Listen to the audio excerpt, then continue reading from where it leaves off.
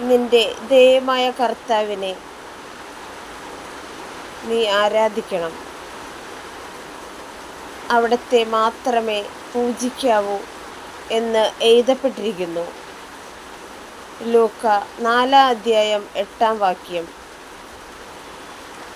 നമ്മളൊരു പക്ഷേ പലർക്കും 1-ാം സ്ഥാനം കൊടുത്തിരിക്കുന്നുണ്ടാവും.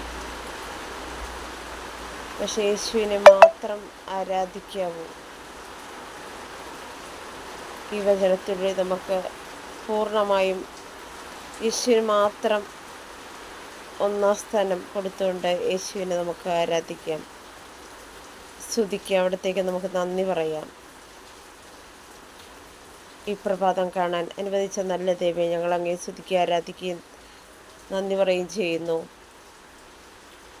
ഞങ്ങളുടെ എല്ലാ ആകുലതകളും അങ്ങേ തിരുമുമ്പിൽ സമർപ്പിക്കുന്നു. ഞങ്ങളുടെ കടബാധ്യതകൾ, ലോൺ അടക്കാൻ പറ്റാത്ത അവസ്ഥകൾ, ഞങ്ങളുടെ രോഗാവസ്ഥകൾ സമർപ്പിക്കുന്നു.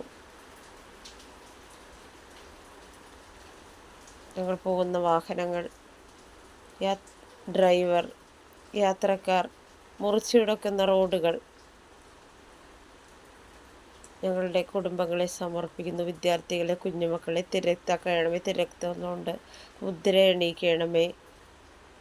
മിഖാൽ മാലാഖ ഞങ്ങളുടെ വഴികളിൽ കാവലായിരിക്കണമേ. യേശുവെ നന്ദി, യേശുവെ സ്തോത്രം. Hallelujah, hallelujah.